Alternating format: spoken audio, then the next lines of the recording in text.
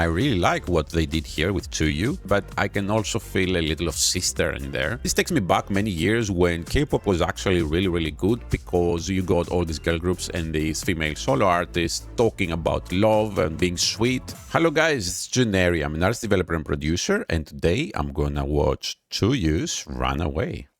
Run, run away. 더 늦기 전에 기회를 줄게. 이건 내 warning. 날 향한 네 yearning 정말 확실한 건지.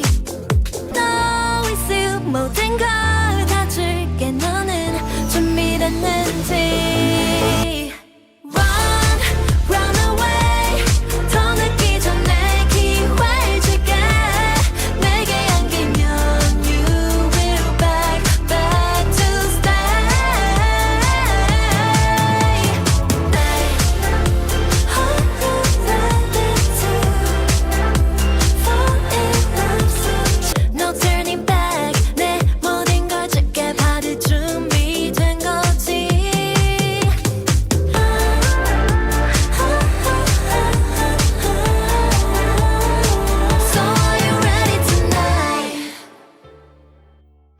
Wow. Okay, I really like that. I really like what they did here with Chuyu. This is 2024 and we are used to see these very strong women with these girl crush concepts, talking about independence and how great they are, flexing out, and we rely to mid-level groups to actually sing some love songs for us. But here's Chuyu finally singing about love at a higher level. This takes me back many years when K-pop was actually really good because you got all these girl groups and these female solo artists talking about love and being sweet, and also this song is a traditional 4/4 beat that it's very reminiscent of 80s vocal melody wise at least. So I think it's very well crafted. I have no complaints from Chuyu, of course. She's a very matured artist. She can perform this kind of songs without much effort and still looking amazing. She's looking very beautiful here, and the music video has all the budget that it needs to showcase her beauty and performance. Now, is this kind of song gonna make an impact in 2024? I think you got to keep trying. Regardless of that, I'm very happy that we see this kind of songs instead of another flexing kind of song. It's very interesting because it has this charm from Twice in the lyrics and in the presentation, but I can also feel a little of sister in there, the good old sister from 10 years ago or even more. I can even see some Son Dumpy in the general style of the song. So to me, this is actually a pleasant surprise. I didn't quite expect something like that when I clicked the play button. And I think it's up to the K-pop companies to define what kind of style they're gonna sell. People are going to always be here to consume the product, and I think the companies understand that it's not just the schoolboys and schoolgirls of Korea listening to K-pop these days, it's everybody, including in Korea. If you see the demographics, you can see a lot of mid-age people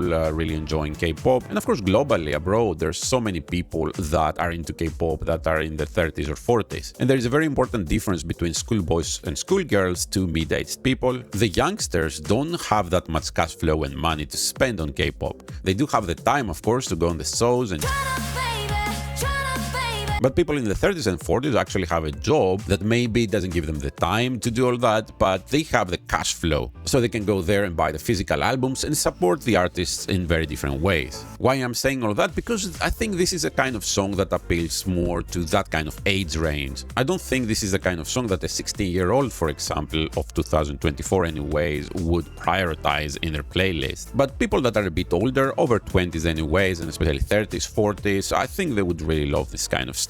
So I hope to see more and more of K-pop making this kind of music again, because this was very prominent like 15 years ago. But as I said in the beginning, we kind of got lost into these very strong girl crush concepts. I think we got many of those and it was a nice movement, but at the same time, just because you're strong and independent doesn't mean you cannot be sweet, you cannot be in love, you cannot express your feelings. I complained about that in my previous reviews, like how many girl groups these days make songs that they don't express any kind of feeling. But if you compare with 10 years ago, for example, we had all this plethora of songs that were about how somebody feels. And this is one of these kind of songs. So that's why I'm very happy and surprised to see this. Of course, we still get this kind of songs sometimes from mid-level groups or solo artists, but Chuyu here, coming from Twice and JYP, this is a really nice change. Of course, Twice was not exactly the group that went out there flexing. They were always talking about this kind of themes, but this is more straightforward. Of course, we get some kind of stereotypical scenes here, like this take in the tunnel